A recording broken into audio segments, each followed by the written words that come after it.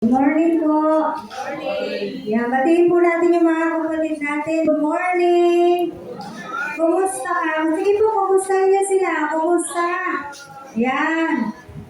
Tagal tayo di nagkita, di po ba?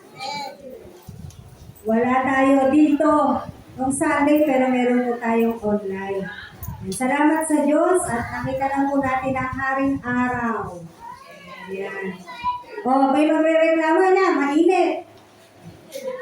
Nung uulan, panay ulan, nagre-reklamo. Ngayon, mainit na po uli. Yan. So, sige po. Ay, nanyayahan ko po ang lahat na manalangin. Ngayon pong buwan ng August, yung iba po tapos na i-celebrate yung kanilang birthday, pero pagpe-pray pa rin po natin sila.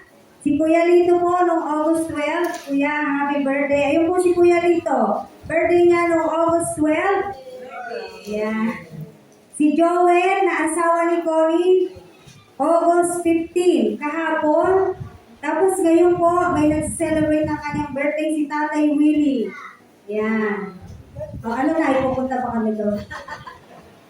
August 16. And then may mga ipapanalangin po tayo mga kapatid na meron po silang hindi magandang nararamdaman sa kanilang mga katawan. Kaya inanyahan ko na po ang lahat.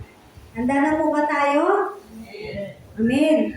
Ganyan ko na po ang lahat na tayo po ay tumungo at tayo po ay muling manalangin sa ating Panginoong Hesus. Minsan pa, dinadakilan ka namin, O Diyos, na makapangyarihan sa lahat, na mabuti sa lahat ng bagay, na may kayang gawin, na kayang gawin ng mga imposibleng bagay, na kataas-taas ang Diyos. Purihin ka at dakilain ang bawat isa sa amin.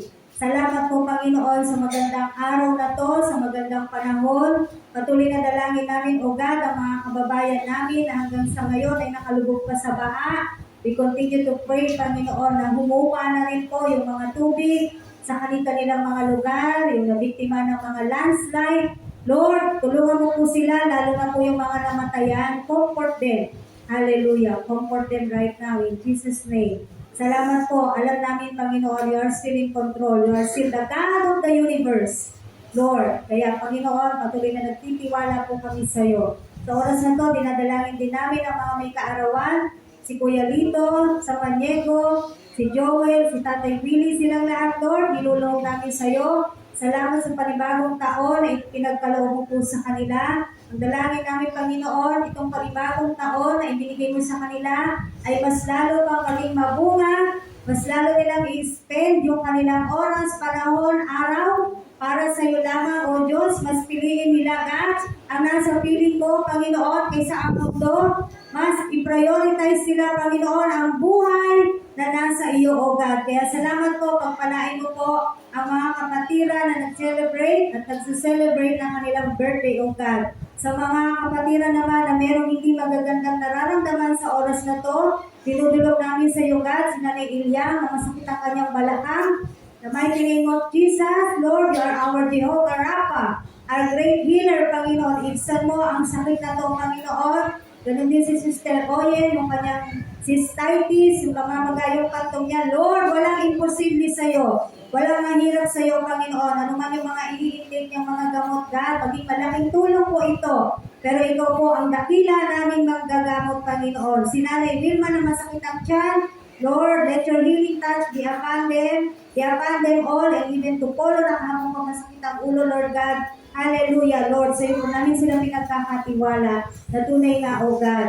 Salamat po kung sila po ay natitinda ng mga doktor, pero higit sa lahat, salamat kasi ikaw po ang aming dakilang manggagamot at ikaw po ang makaiibsa ng anumang uri ng sakit karamdaman. Higit sa lahat, God, pero kang magandang balita sa aming Panginoon na napagtagumpayan mo na ang lahat ng sakit karamdaman, even death, O Diyos, ay napagtagumpayan mo na. Kaya salamat po. At sa bawat isa sa amin na narito, patuloy na niluluhog namin sa iyo ang aming mga buhay.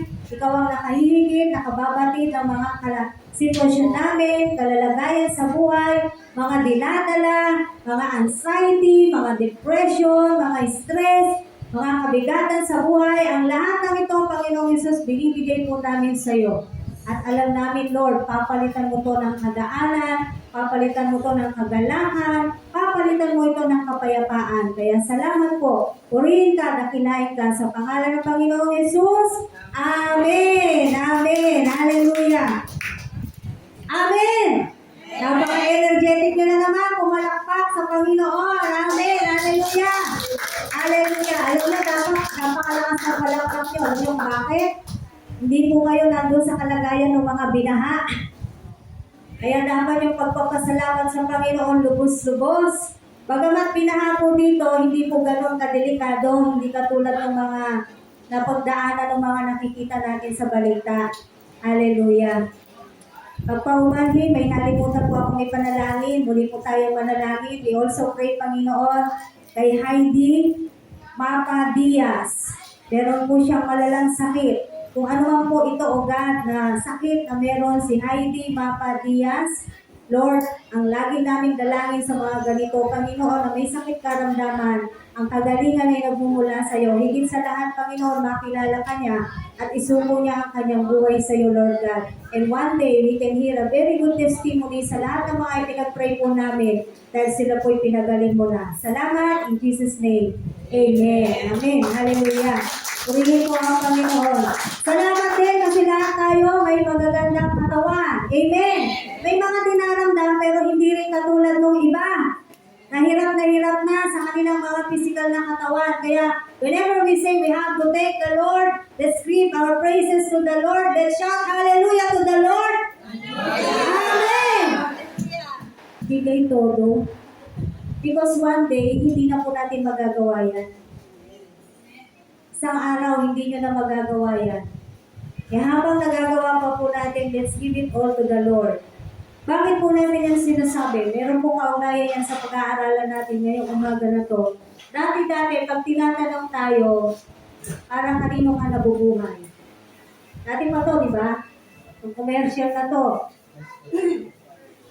Palagi natin sagot, siyempre sa pamilya ko. Siyempre, dahil sa mga anak ko. Tama po ba? Siyempre, dahil doon sa mahal ko. Kung sino man. Kung sino man po. Wala pong masama doon sa mga sagot na yan. Tama po, walang masama. But this time, since ang tagal na natin pinag-usapan yan, ngayon, papalitan na po natin. Para kanino ka ngayon nabubuhay?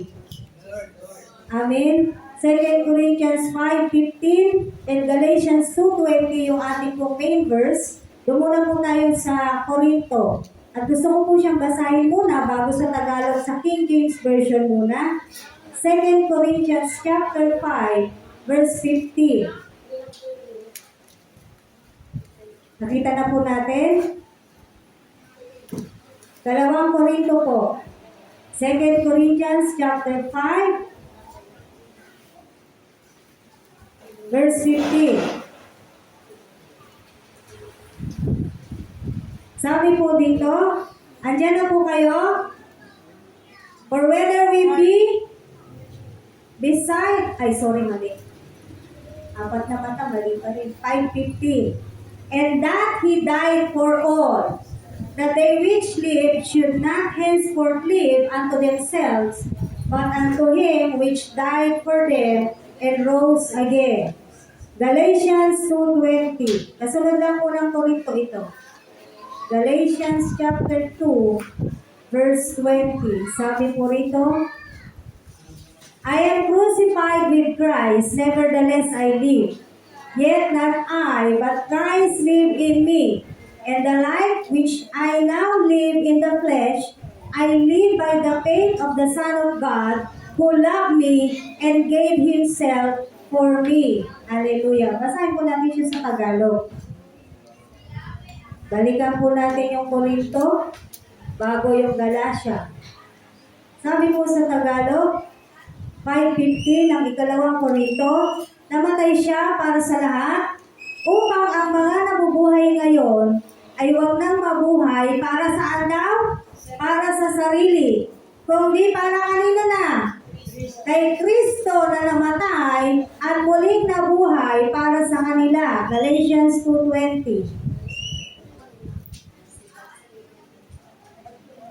At kung ako may buhay, Hindi na ako ang nabubuhay, kundi si Kristo ang nabubuhay sa akin.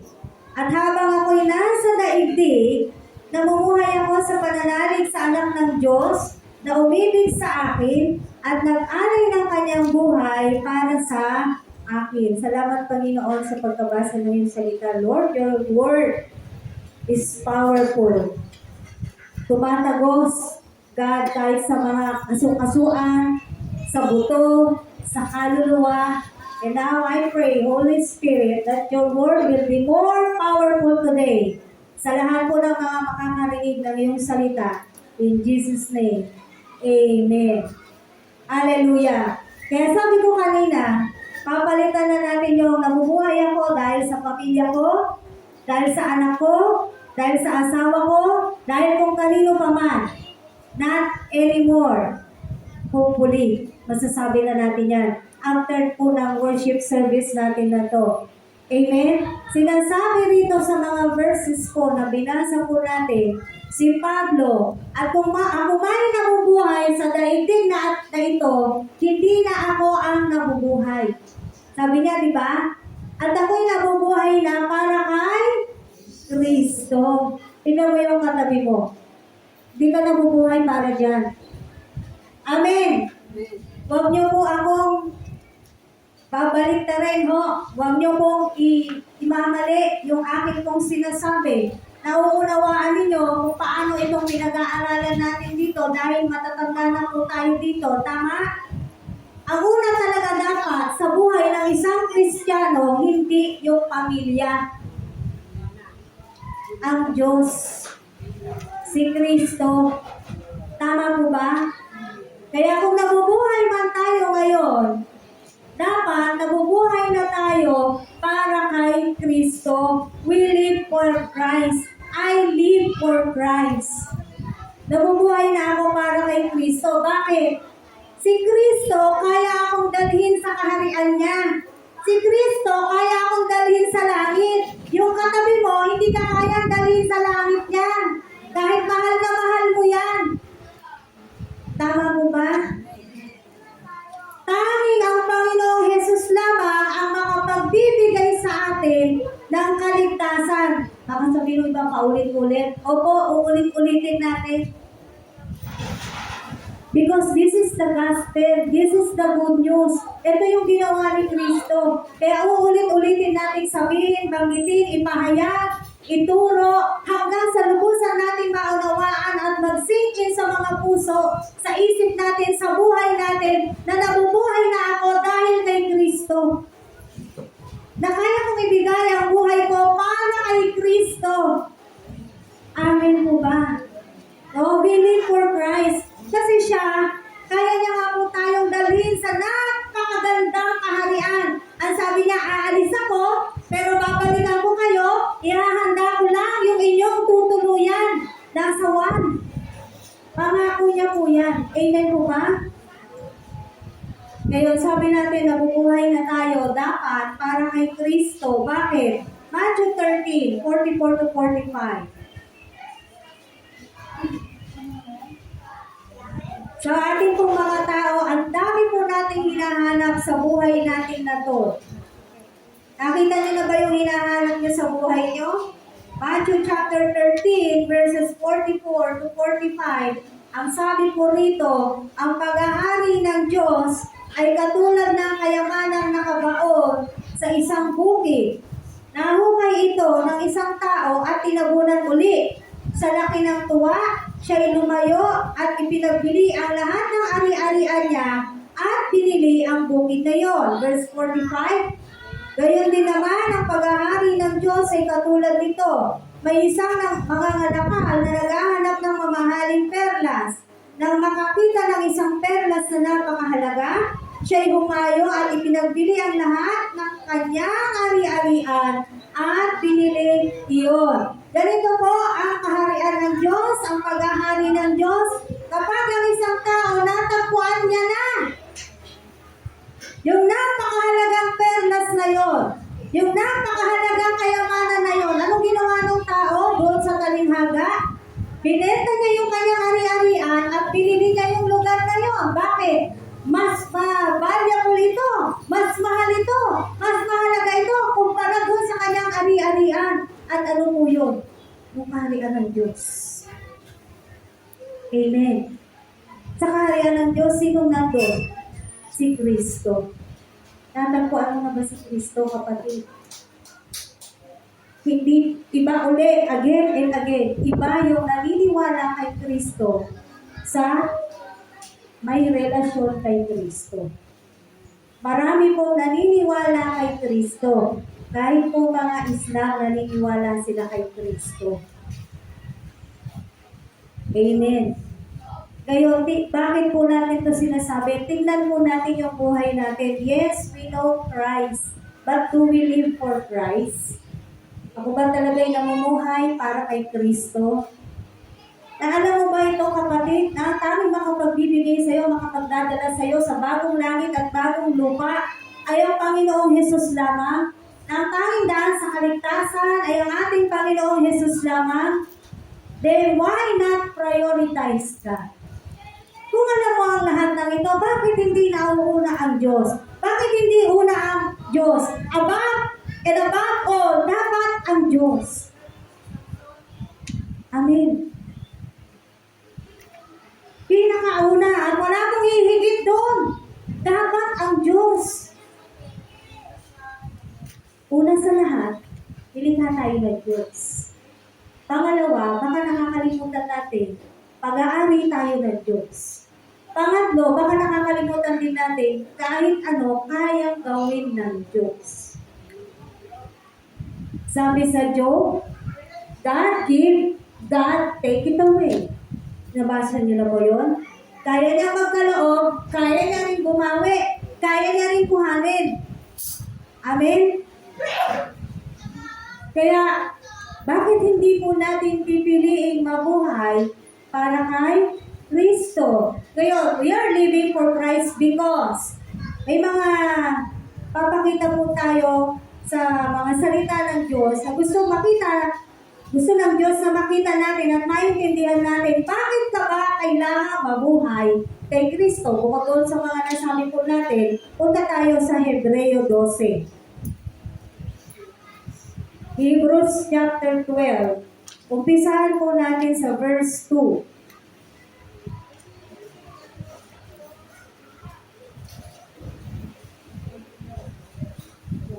Hebrews chapter 12, verse 2. Sabi po rito, andyan na po kayo. Ituon natin ang ating paningin kay Jesus na siyang pinagmula ng ating pananampalataya at siya rin nagpapasakdam nito. Dahil sa kagalangang naghihintay sa Kanya, hindi niya ikinahiya ang mamatay sa krus at siya ngayon nakaluklok sa kanan ng trono ng Diyos.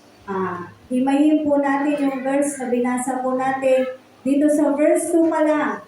Napakaganda na po ng salita ng Diyos. Sabi po rito, bakit we are living for Christ? Bakit kailangan? No? I am living for Christ because dahil siya ang pinagmulan ng ating pananampalataya. The reason why we have faith today, it is because of Jesus Christ. Amen! Kaya mapalad po ang bawat isa sa atin dahil nananampalataya po tayo kay Kristo. Paano ka nananampalataya? Dahil kay Kristo. Pinili ka ni Kristo. Tinawag ka ni Kristo. Binuksan ng Diyos ang puso't isip mo. Kaya yung pananampalataya na meron ka ngayon, dahil pa rin yan kay Kristo. Amen. Hallelujah. Siya yung pinagmulan ng ating pong mga pananampalataya. Pangalawa, hindi niya po ikinahiya ang mamatay sa krus. No? Namatay siya noon, buhay na buhay siya ngayon. Hindi po patay ang ating Diyos. Amen. So, hindi niya yun ikinahiya. No? Kaya katulad nga ng sinasabi ni Pablo sa Roma 1:16, I am not ashamed of the gospel. Saan nga po natin? Romans 1:16. Bago pa yung sinabi ni Pablo, yung mismong nakadanas ng hirap sa aking pagdurusa, hindi siya nahiya sa ginawa sa kanya. Nakita niyo na po, Romans 1:16.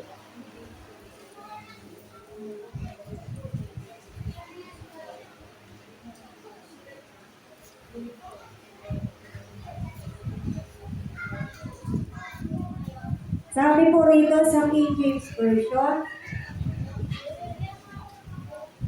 "For I am not ashamed of the gospel of Christ, for it is the power of God unto salvation to everyone that believe, to the Jew first, and also to the Greek. Hindi ko kinahihiya ang mabuting balitang ito."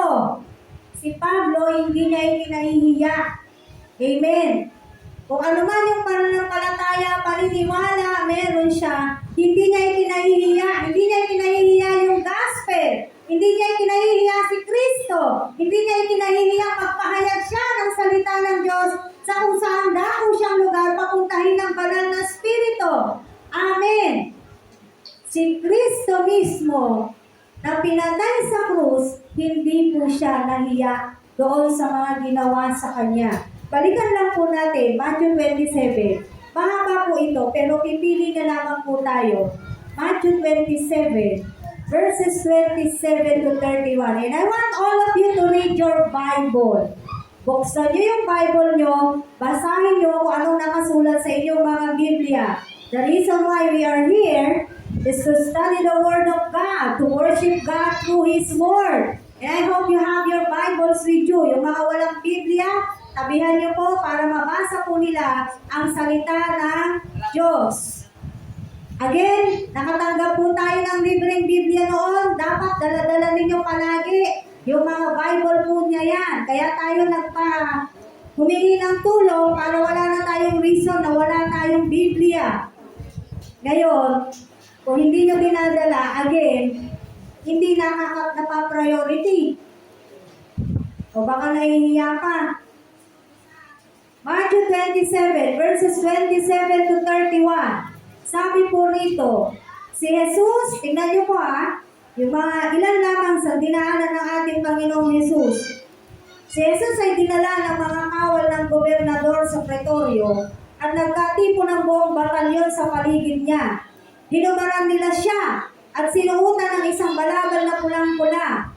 Naglikaw sila ng halamang matinik at ipinutong sa kanya. Saka pinapaghawak ng isang tambo sa kanyang kanang kamay at palibak siyang niluhod-luhuran at binati. Mabuhay ang hari ng mga Hudyo. Verse 30. Ano ginawa sa kanya? Siya'y pinaglulurhan. Kinuha nila ang tambo at siya'y pinaghahampas sa ulo. At matapos kutyain, kanilang inalisan siya ng balabal, sinuotan ng sariling damit at inilabas upang ipako sa krus. Punta po tayo sa verse 39. Puputulin na lang po natin. Basahin nyo lang po sa inyong mga tahanan ulit. Verses 39 to 44. Sinishortcut na lang po natin. Ilibak siya ng mga nagdaraan. Tingnan po ninyo At tatango-tango pang sinabi, "Di ba ikaw ang gigiba ng templo at muling magtatayo nito sa loob ng 3 araw? Iligtas mo ngayon ang iyong sarili. Kung ikaw nga ang anak ng Diyos, bumaba ka sa krus." Kinutyarin siya ng mga punong saserdote, ng mga eskriba, at ng mga matatanda ng bayan. Sabi nila, ililigtas ang iba, ngunit ang sarili di mailigtas. Di ba siya ang hari ng Israel? Bumaba lang siya ngayon sa krus, maniniwala kami sa kanya. Nananalig siya sa Diyos at sinasabi niyang siya ang anak ng Diyos. Iligtas siya ng Diyos kung talagang iniibig siya. At inalikos na rin siya ng mga tulisang ipinako kasabay niya.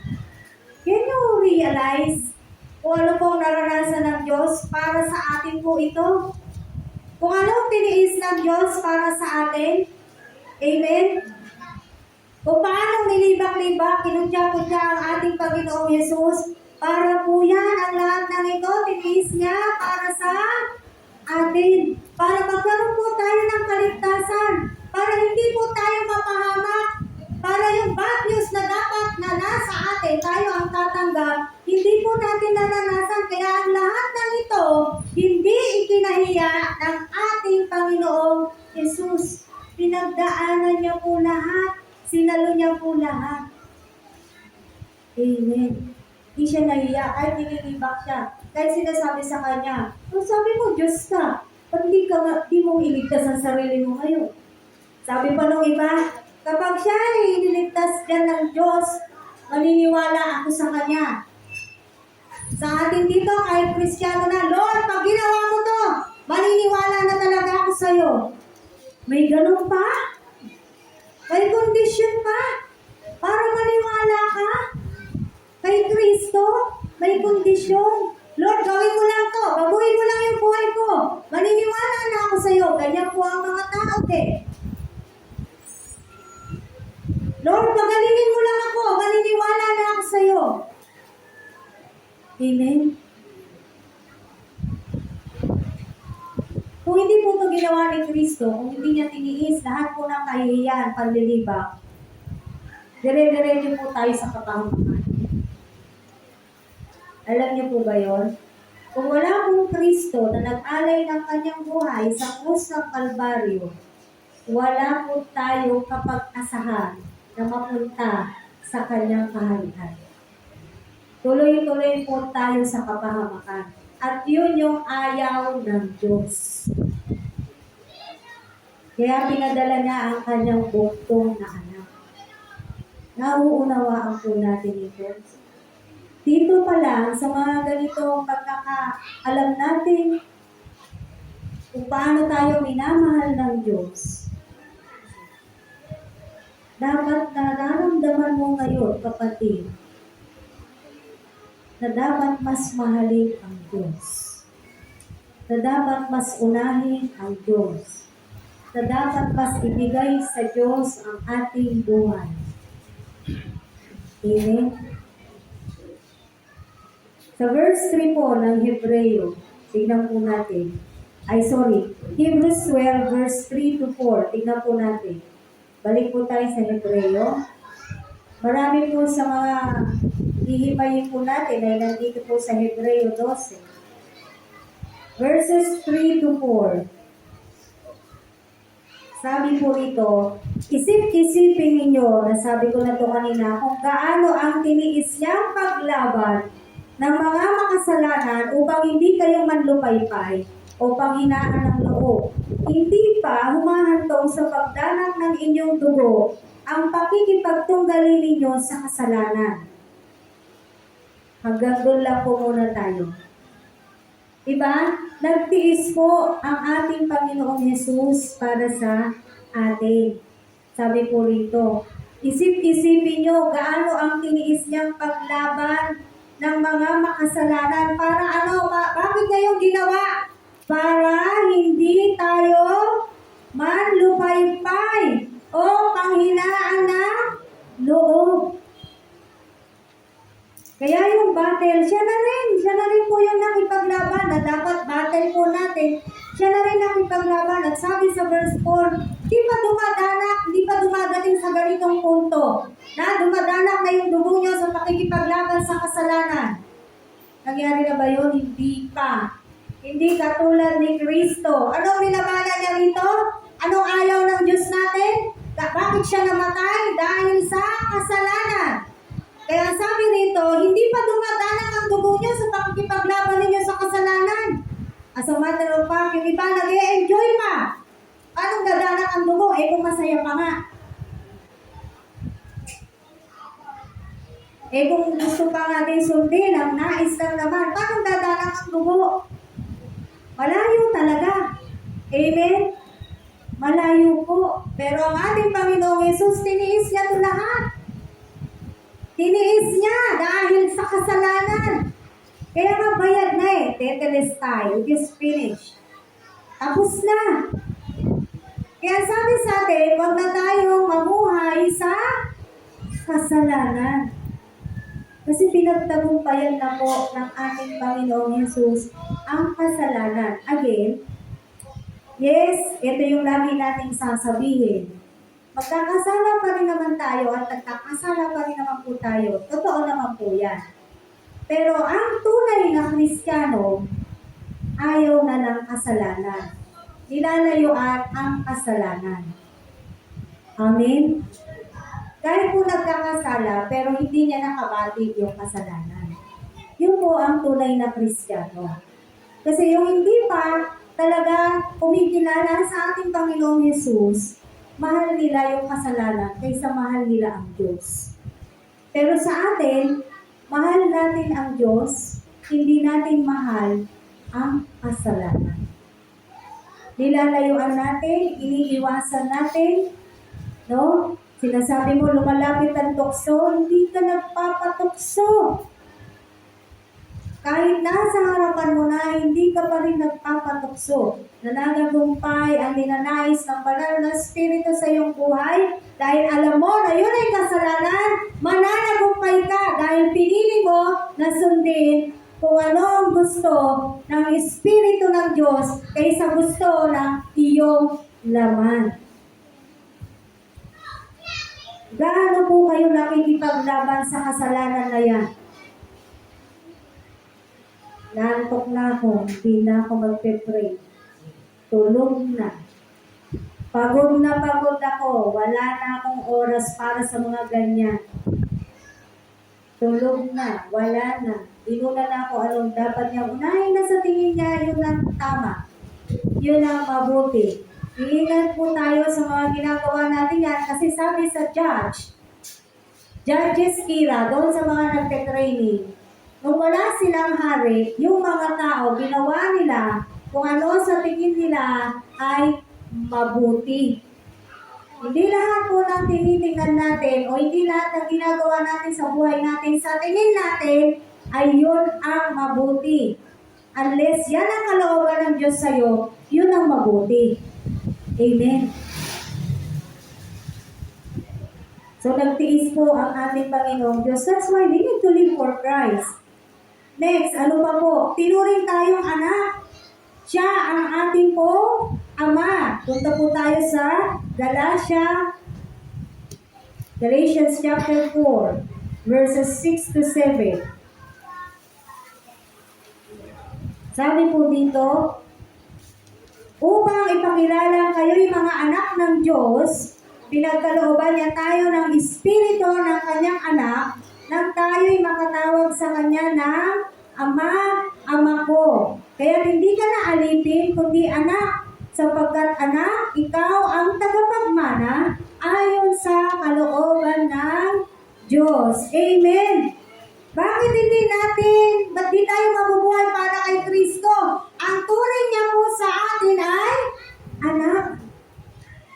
At siya, bilang Diyos natin, ay ang ating Ama. Simula nung tayo po ay naging anak niya, sabi ng Biblia, meron na tayong karapatang tumawag sa Kanya ng Ama, Ama ko, Abba, Father. Hindi mo ba masarap ang may tatay? Tama, kahit matanda na ako, gusto ko pa rin may tatay, kaso wala na yung tatay ko. No? So yung mga may tatay pa sa inyo, mahalin niyo yung tatay ninyo.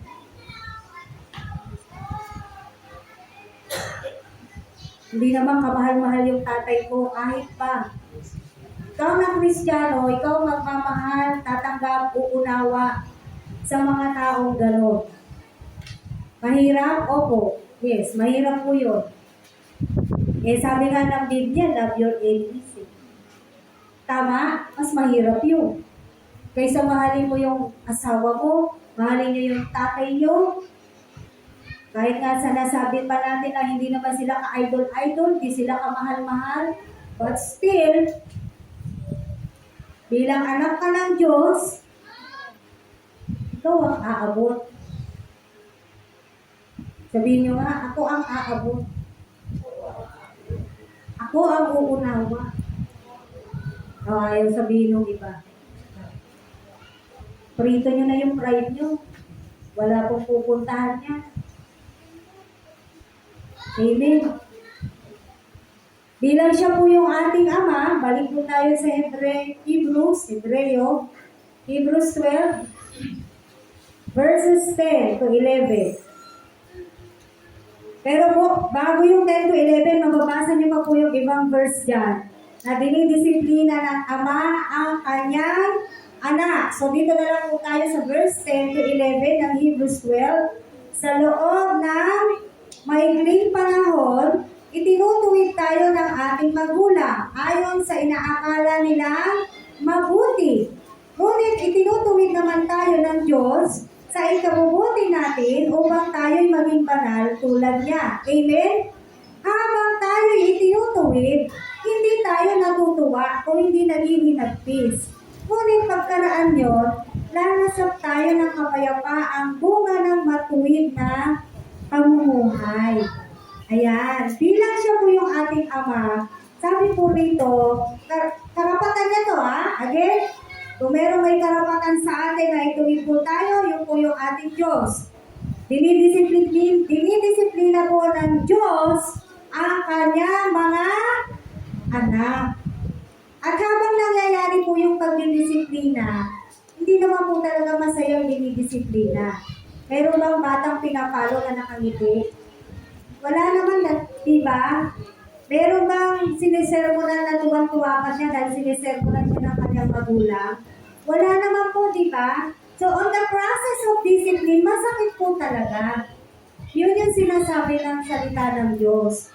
Masakit, habang dumadaan ka doon sa pagdidisiplina, masakit po yun.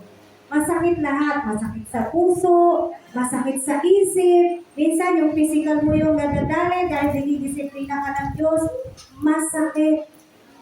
Hindi po siya masaya. Ayan, sinabi na ng Biblia, di ba?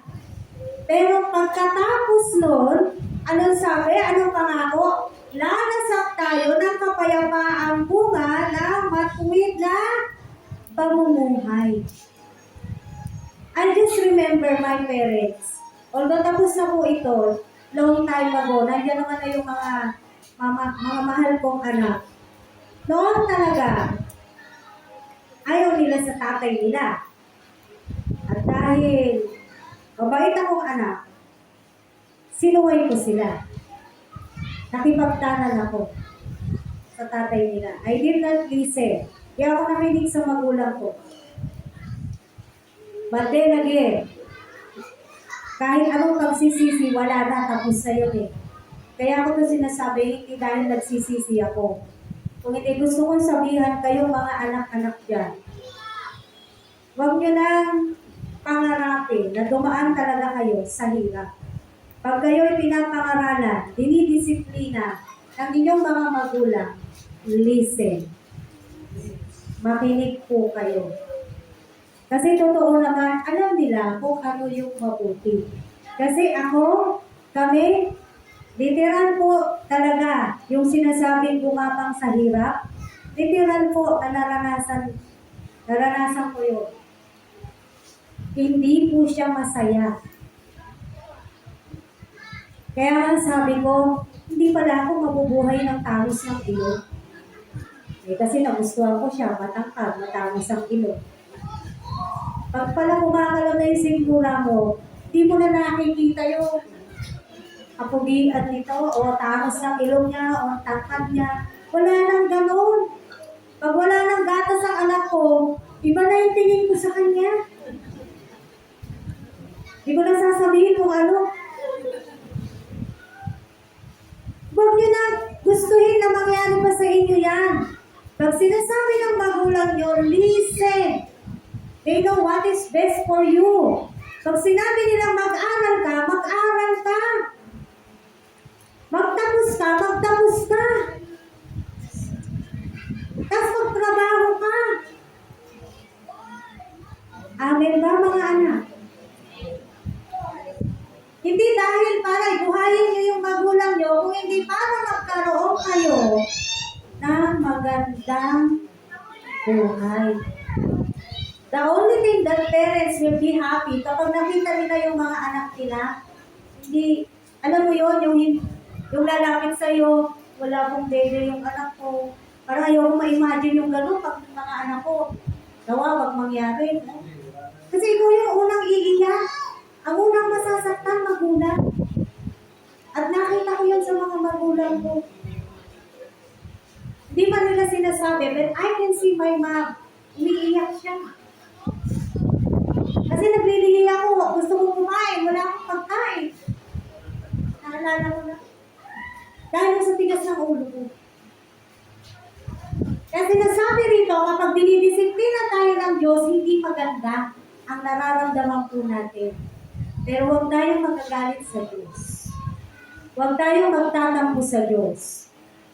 Huwag tayong lalayo sa Diyos. Kapag dinidisiplina po tayo ng Diyos, the more na dapat lumalapit tayo sa Diyos. Kasi pagkatapos doon, lalasap tayo. Ano sabi? Lalasap. Kailan natin malalasap yan? Tandaan nyo ha, huwag nyo puputulin yung Bible verse ha. Mangyayari yun na lalasap ka ng kapayapaan after the discipline process. Balik-balikan ninyo. Okay po? Kasi baka puputulin ng iba. Uy, sabi, kinuha lang yung last phrase, hindi gano'n ang out of context. Yun yung sinasabi natin, kukuha ng verse. Tapos ipapaliwanag ito, out of context naman. Hindi po gano'n. Maling hermeneutics po yan. Hindi po tama. Nakukuha ka lang ng verse just to fit in yourself to that verse para ma-justify mo yung ginagawa mo, kinuha mo yung verse na yun. Maling-mali. Nagagamitin po natin ang salita ng Diyos para lang ma-justify kung ano yung action natin o kung ano yung kasalanan natin o kung ano yung sinasabi mo, may word ako ng God. Sabi ng God sa akin, ganito. Ikaw lang may sabi. May mga Kristiyano po nagsasabi yan. Sabi ng Diyos sa akin, ganito. Pero sabi mo lang pala, hindi naman talaga sinabi ng Diyos. Amen. Kaya kung nasa under discipline po tayo, tanggapin lang po natin. Again, masakit po talaga ang palo ng isang ama. Pero okay lang yan, tiisin natin, tanggapin natin in the first place kung bakit ka na-disiplina. Kasi, bakit ba tayo napapalo o nadidisiplina? Kasi, may ginawa tayo. Tama? Didisiplinahin ka ba nang wala kang ginawa? Marvin, nakamalo ka ng trick mo lang? Hindi, di ba? May dahilan. Ba't ka nagagalit? Ba't ka nakamalo? Kahit sinong magulang dito. Kasi kung may nananakit dito ng walang dahilan, doon mo sila pwedeng i-report. Pero lahat ng magulang, lalo ng Kristiyano na, hindi mananakit yan, hindi manenermon yan ng walang dahilan. Nang gusto lang. Hindi. Ganon din po ang Diyos natin. Tandaan niyo yung sinasabi sa Mateo. Kung ang isang ama sa lupa, kahit masama siyang ama, pag nangingi ng tinapay ang anak niya, nabasa niyo na yun, hindi niya bibigyan ng ano sabi doon? Ahas, di ba? Hindi niya bibigyan ng ahas. Pero masamang ama yun. Ano ibibigay niya? Pagkain pa rin, tinapay pa din. E di lalo na ang Diyos natin. Amen? Lalo na po ang Diyos natin. Kaya, mabuhay po tayo para kay Kristo. Hallelujah! Ano maging response natin ngayon? Nasa Hebrews 12:1. Balik po tayo sa Hebrew.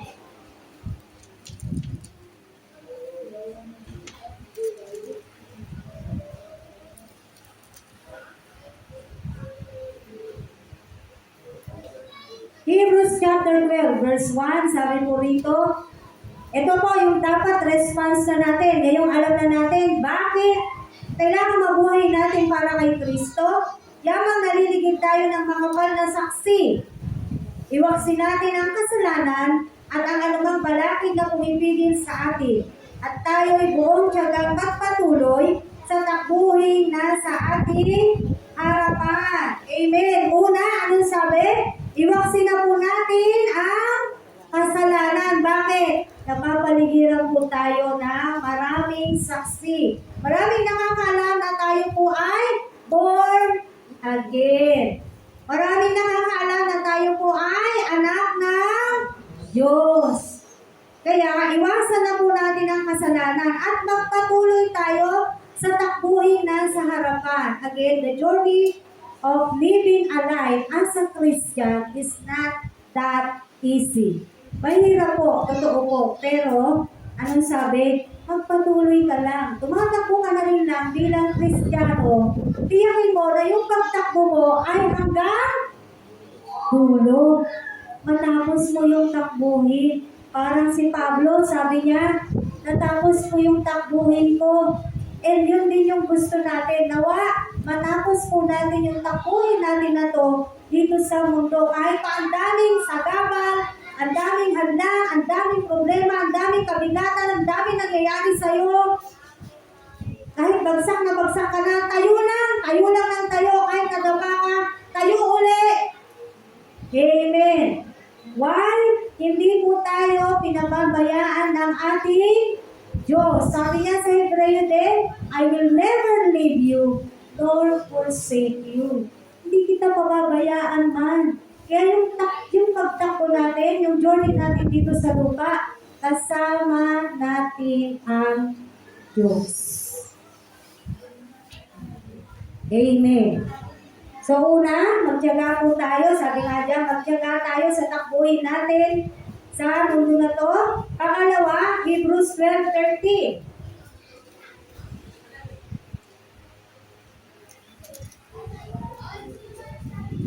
Lumakad kayo sa daang matuwid upang hindi tuluyang mapilay, kundi gumaling ang paang nalinsad. Yung paang nalinsad, kasi kung saan-saan pumupunta, saan-saan dumadaan, sino-sinong hinahanap, sino-sinong Diyos ang nilalapitan. Kaya nalilinsad ang paa. Saan-saan daan ang hinahanap, ang nilalakaran. Sabi rito sa atin, lumakad kayo sa daan? Sa daang matuwid. Sabi po sa Matthew 7:13 to 14, buksan din po natin. Balikan din natin uli ito. Mateo 7:13-14.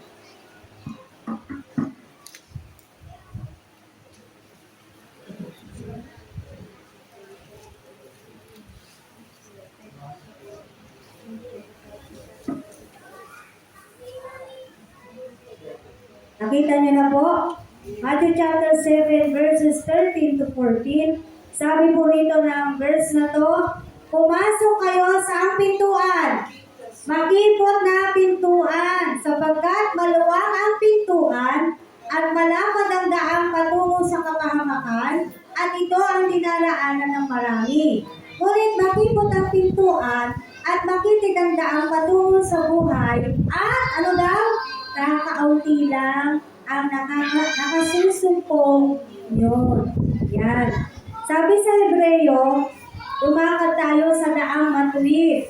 Sabi sa Mateo, pumasok tayo sa makipot na pintuan. Iisa lamang po yan. Anong daan? Kay Kristo. Jesus said, I am the way, the truth, and the life. No one comes to the Father except through me. So wala po tayong ibang dapat lakaran, hanapin, sambahin, tawagin, at mabuhay sa mundo na to, kundi para kay Kristo lamang. Amen. Sabi kanina dun sa Mateo, yung maluwang na daan, marami talagang dumadaan sa maluwang.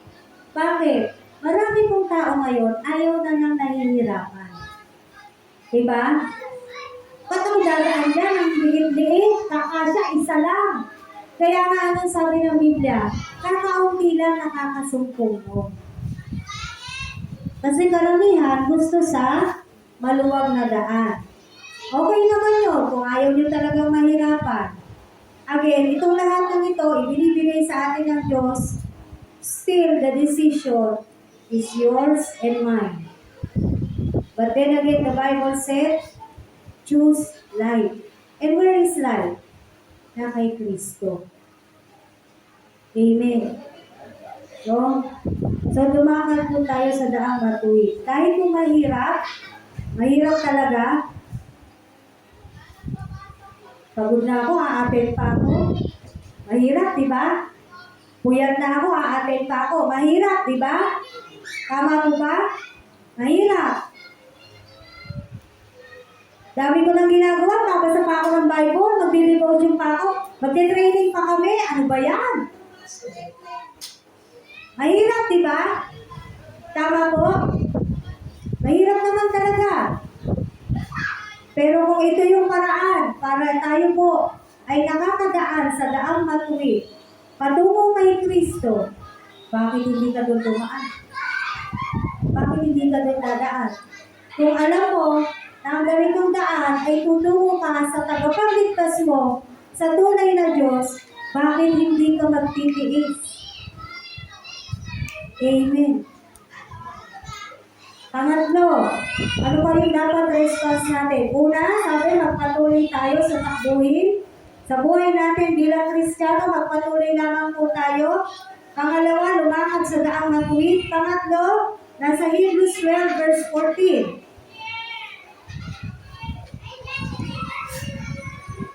Ano sabi?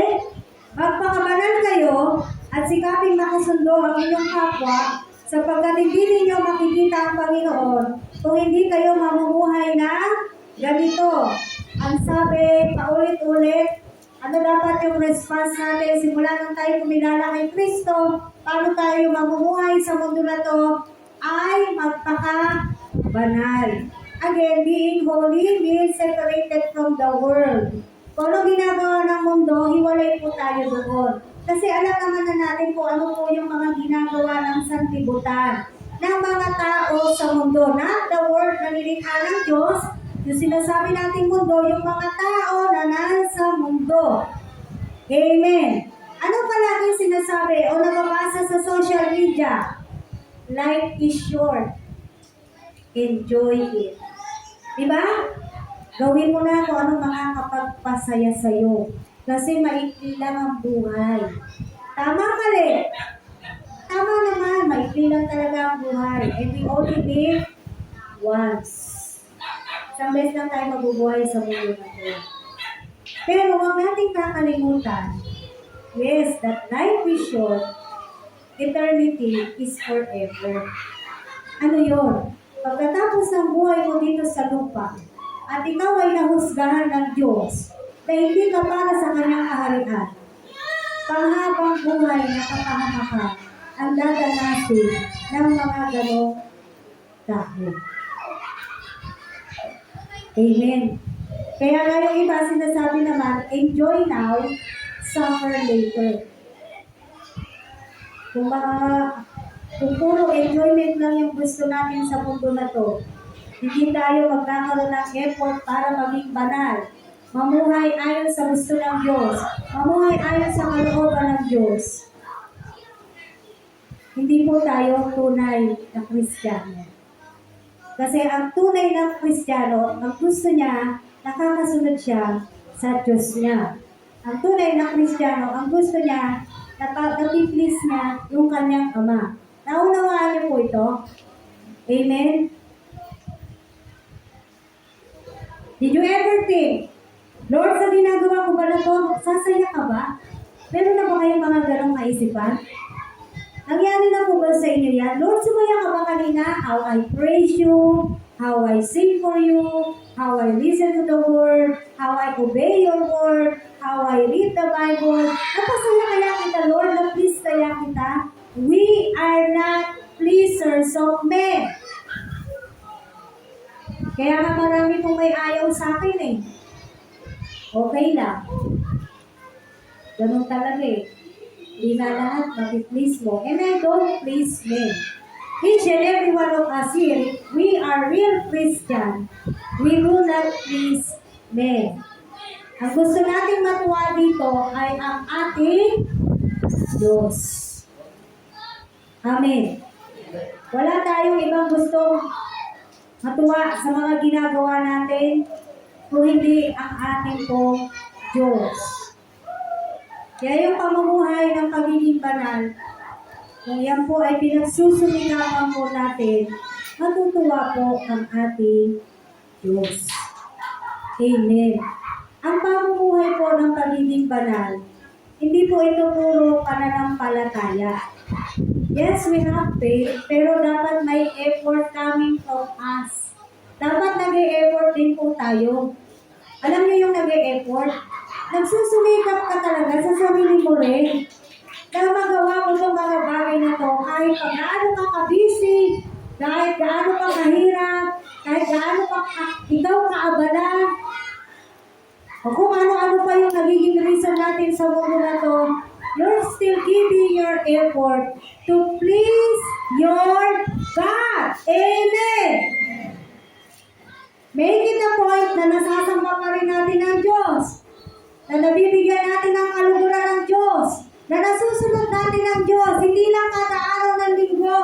O kada araw na meron tayong service. O kada araw na meron tayong gawain. Kung hindi, araw-araw. Dahil ang pagiging anak natin ng Diyos ay hindi pagkalinggo lang. Ang pagiging anak ng Diyos ay araw-araw. Whether you are inside or outside the church building, you are a child of God.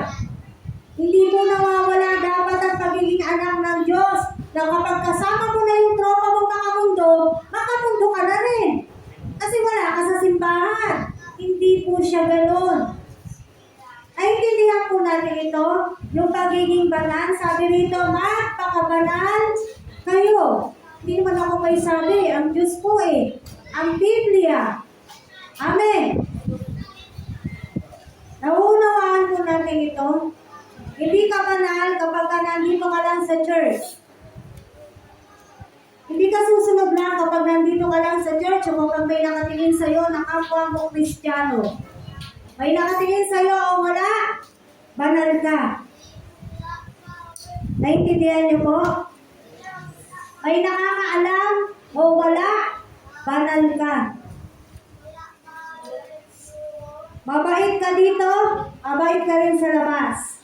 Masunurin ka dito, masunurin ka rin sa labas. Servant ka ng Lord dito, servant ka pa rin ng Lord kahit nasa labas ka ng iglesia. It doesn't change. Hindi po yun dapat nababago. Amen. Pangapat, 12:15, Hebrews. Pag-ingatan niyo, huwag talikdan ni naman sa inyo ang pag-ibig ng Diyos. Ingatan niyo, huwag sumama ang sino man sa inyo at makagulo at makahawa pa sa iba. Ayan, nakita po natin ito, karugtong ng pagiging banal. Pag-ingat, una, huwag talikdan. Ingatan daw natin na huwag tayong tatalikod sa pag-ibig ng Diyos. Nalasap na natin, nasa atin na yung love ng God. Na-bless na tayo, nabigay na ng lahat ng Diyos ang para sa atin. Amen. Alam na natin gaano tayo kamahal ng Diyos. Huwag na huwag po natin tatalikuran ang pag-ibig ng Diyos. Mula noon, nang tumanggap tayo sa Diyos, hanggang ngayon, kahit puminsan kung ano-ano mga pinaggagawa natin, mahal pa rin tayo ng Diyos. The reason why He died on the cross, it is because of that amazing love of Jesus Christ to each and every one of us. Huwag mong talikuran yan, kapatid. Mahal na mahal ka ng Diyos. Amen. Sabihin sa katabi mo, mahal ka ni Lord. Totoo po yan. Mahal po tayo ng Diyos. Amen. At sana nararamdaman ninyo, at sana nauunawaan ninyo, at nare-realize nyo gaano kalalim, how deep, how wide is the love of the Father in us. It is not just enough, that God loves you. Hindi. We really hope and pray. Katulad nung nabanggit ko, sana nare-realize natin how deep, how wide is the love of God to each and every one of us. Napakalalim ng pag-ibig ng Diyos sa atin. Kaya huwag po natin tatalikuran. Kaya ang sabi, huwag tayo ingatan yung huwag sumama ang sino man sa inyo. Tapos, kapag may sumama, tingnan ninyo. At, mangyayari, makakagulo ka pa, makakahawa ka pa sa iba. So, ingatan po natin mangyari yan sa ating po mga buhay. Panghuli, Hebrews 12:23-24.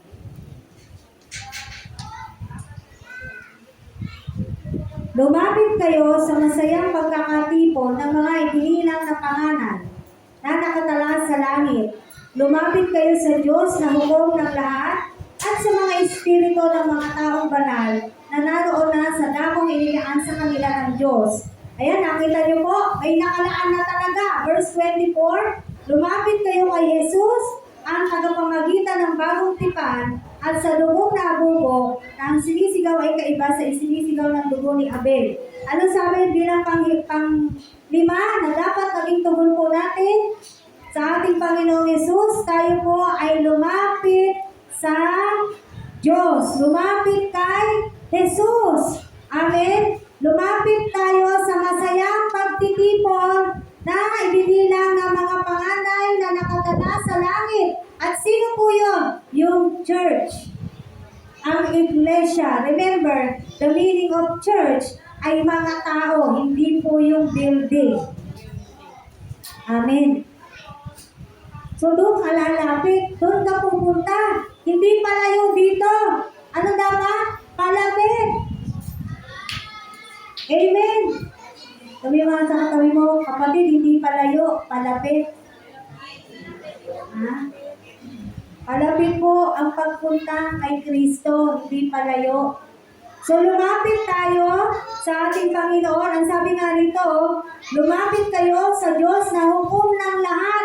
Nahuhusgahan po tayo ng Diyos at sa mga espiritu ng mga taong banal na naroon na sa damong inilaan sa kanila ng Diyos. Lumapit po tayo sa ating Panginoong Diyos.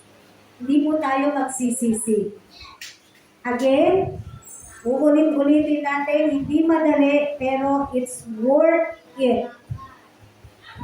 Sulit po, kasi may kapag-asahan tayo kapag nagpatuloy po tayo sa ating buhay sa Panginoong Jesus. Bilang conclusion po, you have Jesus Christ now in your lives. Amen? Meron na po kayong Jesus. Alam niyo ba, kung ano meron kayo? The most precious treasure. Yung pinaka sa lahat ng yaman, meron ka na kapatid. Meron na rin ako. Ano pang hinahanap mo? Amen? If you have Jesus in your life, you have the most treasure. Natagpuan mo na yung kayamanan, katulad ng binasa natin kanina sa Mateo. Ngayon, nandyan na sa iyo yung kayamanan, meron ka ng kayamanan. You are blessed. Aalisin mo pa ba yan? Lalayo ka pa ba dyan? Hindi ka pa ba mabubuhay para dyan? Now that you have the most treasure, amen? Nasa iyo na lahat. Bilang aplikasyon po natin, paano po natin ito i-apply sa ating buhay? Continue to live for Christ. Amen. It's worth the wait. Kung naghihintay man po tayo, hindi po nasasayang ang ating paghihintay. Sabi ni Pablo, Philippians 1:21, gusto ko lang basahin ulit-ulitin sa inyo itong mga verse na to. Sabi ni Pablo, Philippians 1:21,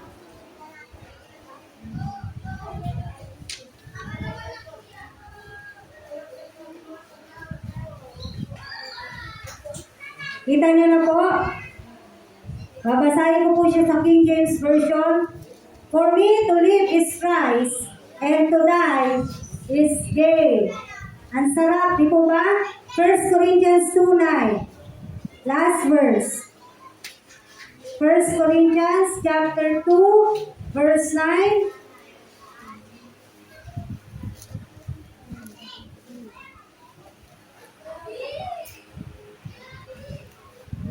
But as it is written, I have not seen, nor ear heard, neither have entered into the heart of man the things which God hath prepared for them that love Him. Sa lahat ng mga nagmamahal sa Diyos, sabi, wala pang nakakakita, di wala pang nakarinig.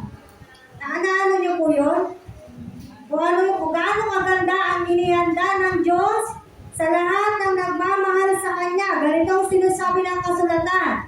Hindi pa nakikita ng mata, di naririnig ng tainga, hindi pa rin sumasagi sa isip ng tao ang alin?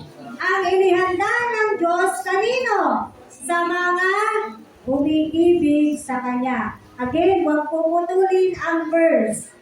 Yung inihanda ng Diyos, meron siyang pinaglalaanan yan.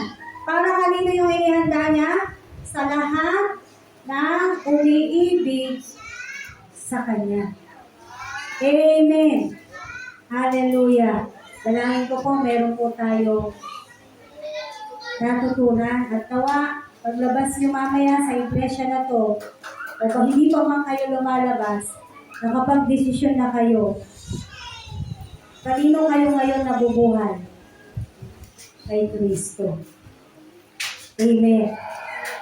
We have to live and we have to die for our Lord Jesus Christ.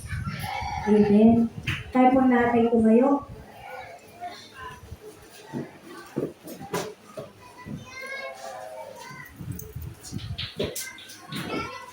Alam niyo po yung kantang You Are My All in All?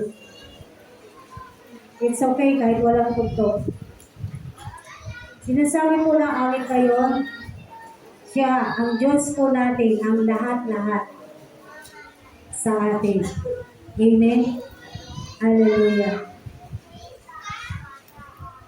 We will sing this without any instrument. And we will sing and pray at the same time. And decide, mag-desisyon po tayo na simula sa oras na to, nabubuhay ka na ngayon kapatid para kay Kristo. Hallelujah. You are my strength when I'm weak. You are the treasure that I see. You are my only hope. Seeking you, Lord. Seeking you as a precious gem. Lord, to give up I'd be a fool. You are my only hope. Sabihin po natin, Jesus, salamat ka. Hallelujah. Jesus, Lamb of God. Worthy is your name, Lord. Worthy is your name. Jesus. Jesus, Lamb of God, worthy is your name. You are my strength, Lord. You are my strength when I am weak. You are the treasure that I see. You are my only Lord. Hallelujah.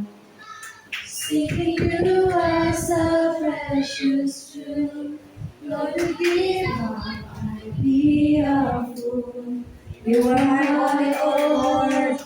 Hallelujah. Let's say, Jesus, you are the Lamb of God. Hallelujah. Jesus,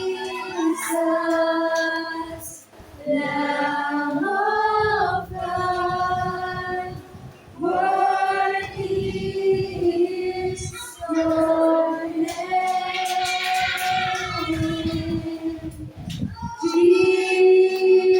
Jesus, Lamb of God, worthy is your name. Isang ka, Jesus. Jesus, Lamb of God, worthy is your name. Jesus, Lamb of God, worthy is your name. Worthy is your name. Worthy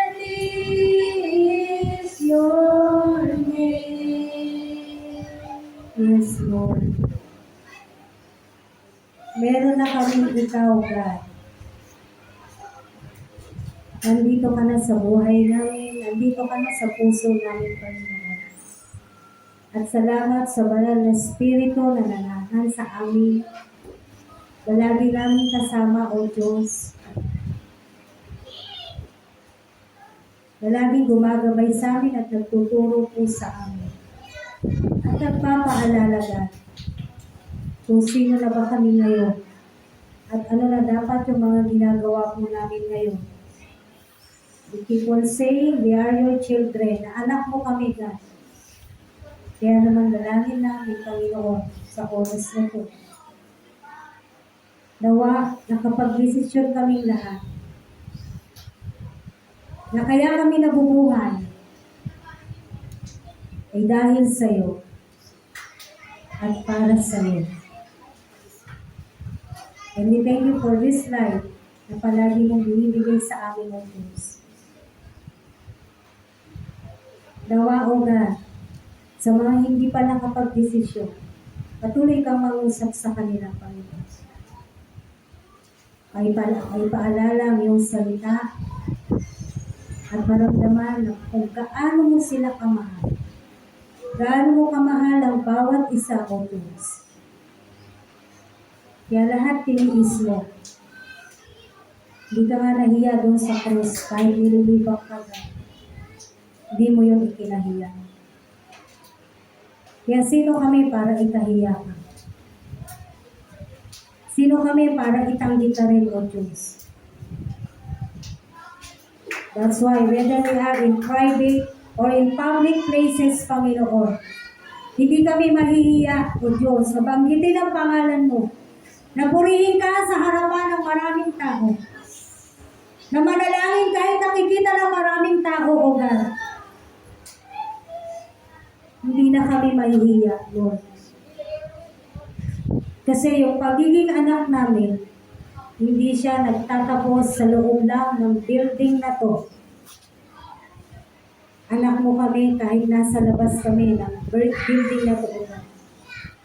Anak mo kami kahit nasa mga tahanan namin kami, O Diyos.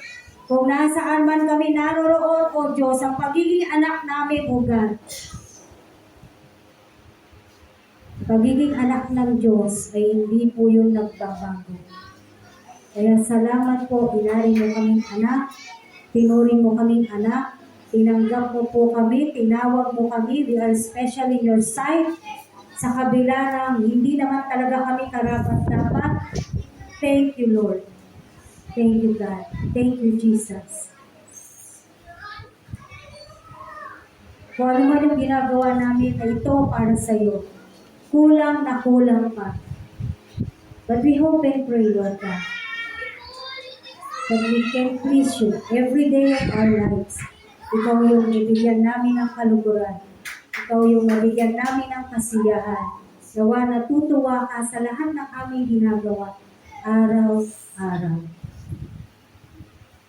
This is how you called us to live us in a holy life. May this happen to us every day, every second, every minute of our lives, Lord God. Mamuhay kami na may kabanalan sa iyong harapan. Salamat, Panginoon. Dinadakila ka namin sa oras na to at binibigay sa iyo ang lahat ng papuri sa pangalan ng Panginoong Jesus. Amen.